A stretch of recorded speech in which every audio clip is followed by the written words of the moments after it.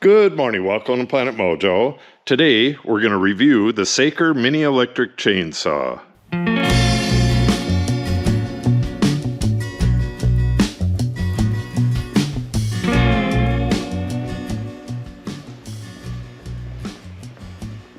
I've had this thing since fall, but I didn't have an actual use for it at the time, and I definitely have one now. I was walking around the Oak Savanna Restoration Project, and I have tons of sucker trees that are, diameter, maybe 2 inches, 1 to 2 inches, and that's what I want to get rid of. Generally, I use a Sawzall, but the problem with these is the way the blade goes in and out like that. Once it gets the slightest bit dull, all it does is whip the tree back and forth, and I don't want that. I'm real tired of that, actually. So I'm going to take this and a hand pruning shears, and where is that? Back here. And my Torden. What you do is, as soon as you cut the tree, you put this Torden on. So what I'm going to do is bring all of my tools in a little bucket. I'll go to an area, and as far as I can reach, cut everything down, and then get the Torden on everything, and then move on to the next area. That should be a real good test for this. All right, now for the unboxing. I'm sure I'm going to have to charge up this battery.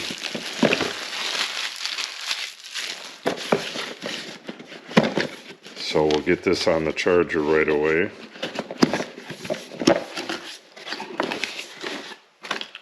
Okay, little screwdriver. Wow. It says it's a 4-inch chainsaw, and I believe that. It's tiny. That's good though. What I want is tiny. I don't want to bring a bunch of stuff along with me into the woods. So, manual, charging stuff, screwdriver, little wrench. I guess this is oil. Real thin. Oh, yeah, I've seen online some of these little chainsaws you need to oil the blade directly, and I'm guessing that's what that is. It's awful thin though. I don't know if I have any oil that thin. It's like thinner than sewing machine oil.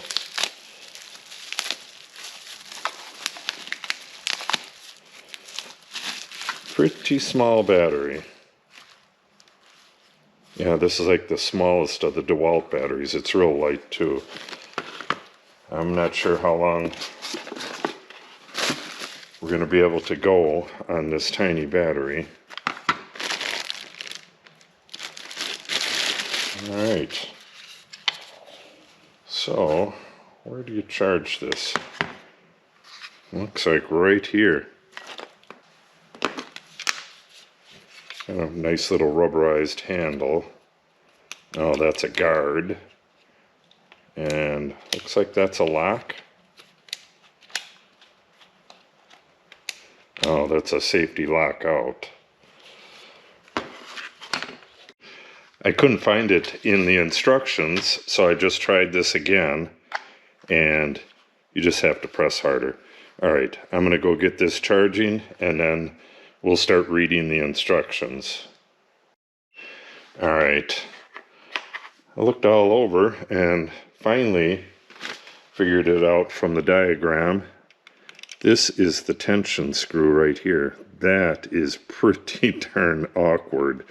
You're right up against the blade. Holy moly. Alright. See if we can get this blade tensioned. They say they want it at 2 to 3 millimeters of slack, and it's really tight.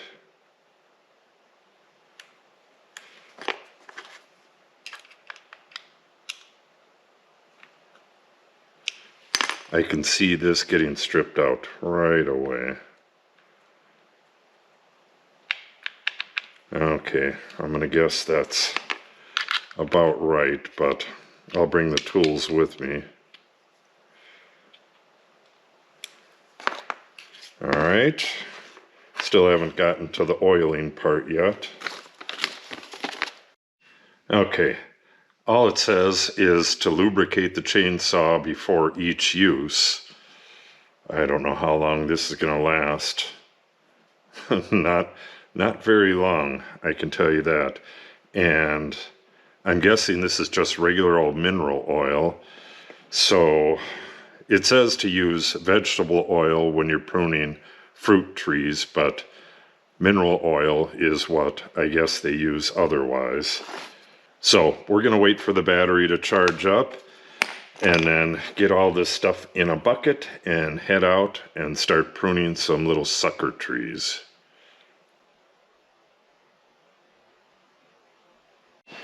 Okay, it's been about 2 hours since I put this on, but it may have been charged for some time now, just don't know. All right, one thing I've noticed right away is that this does not come with a file for sharpening the chain, and I didn't see anything in here on, oh, there it is, right. Oh no, that's cleaning the guide bar. We'll look for it later, but there has to be something on sharpening. You need to sharpen your chainsaw pretty much after every time you use them, and I don't know how you do that if you don't have a file, and I don't even know what size file that would take. It'd be awful small, but we'll look into that after we go test this. Okay, this is the area that I'm clearing right here. I'm restoring a native habitat, and I need to get rid of all of these little trees. Like I said before, some of these trees I can clip with my hand shears, but stuff like this and like that, I'll be using the chainsaw on. So what I'll do is get right into an area and I'll cut down like 10 of these little trees. Then I'll put that juice on them, which will keep them from coming back, and then I'll move on to another area. It looks insanely dense to me. I'm not sure how it looks on the camera, but we'll get at this and see how this little thing does. All right. Get rid of a couple of these right away with the snips. Now we're going to oil this chain. I went and looked in the house, and I do have some mineral oil. It's butcher block counter oil, which is a pure mineral oil. Yeah, you're going to need something bigger than this if you're going to be doing any kind of cutting.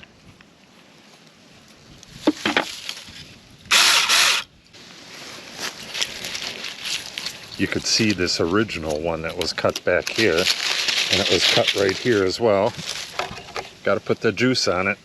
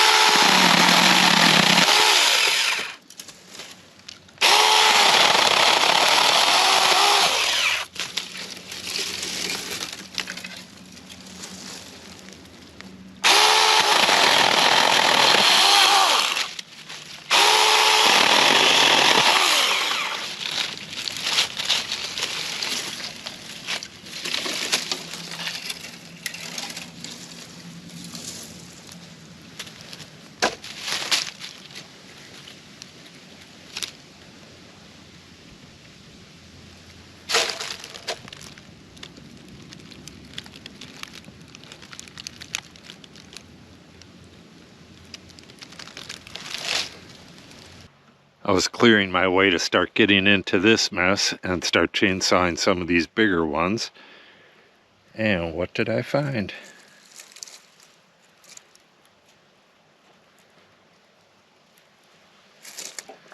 It's a deer jaw. Okay, let's get in there and cut those.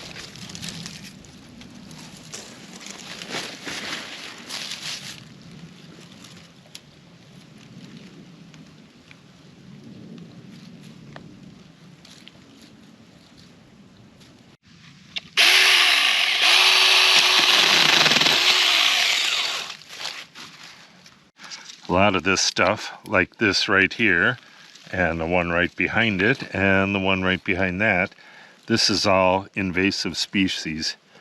This is honeysuckle.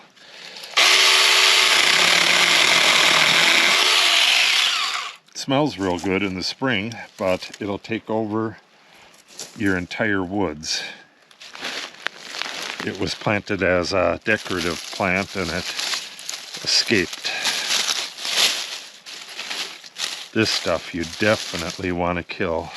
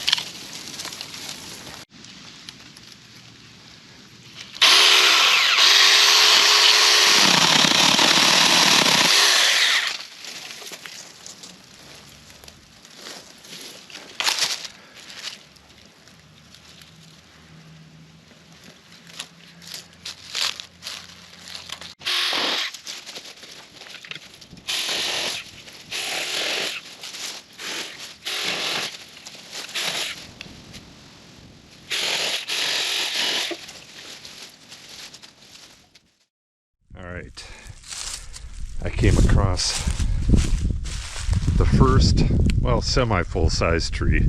It's maybe 10 feet tall, but it is only a little bit more than an inch at the base, I guess. Yeah, I would say it does a lot better in 1-inch stuff than the real little stuff, but that's to be expected because it has a chain. Yeah, I would use this most on something 3/4 to maybe 3 inches in diameter. I'll try it on some heavier stuff in a little bit. Okay, so this did fairly well with the little twigs. This is probably as big as I would cut with it. This is close to 3 inches.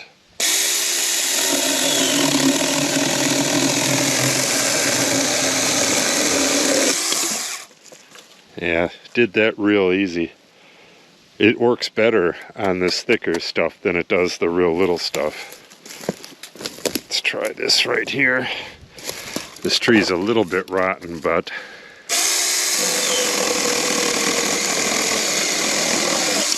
oh, that was real rotten. Let's see if we can find something a little less rotten. That tree right down there. I have a lot of cleanup to do after this winter, so I'll be putting this more to a test over the next coming weeks. So make sure you stick around and watch for that. All right, this is hardwood, I believe. No, it's not ash.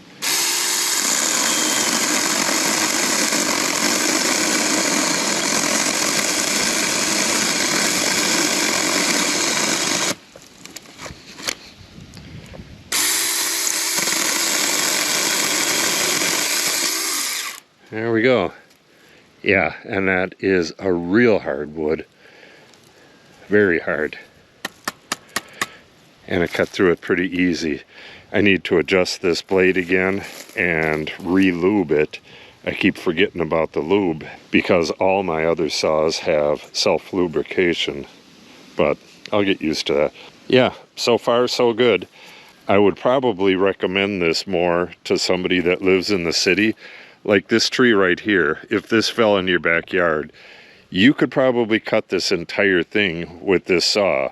Even the stuff that's more than 4 inches, you could cut it from one side and then go to the other side and cut it from that side.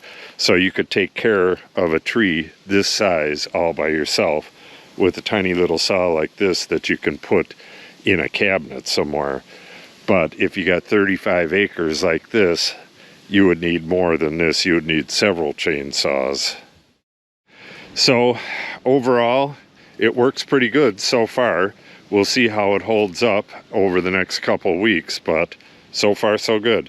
As you can see, I have a ton of chainsawing to do this summer, so make sure you subscribe and click on the update icon. If you have any questions or comments, make sure you put them in the comment section below. And if you share the video and or give it a like, it helps the channel out greatly. Thanks for watching and have a great day.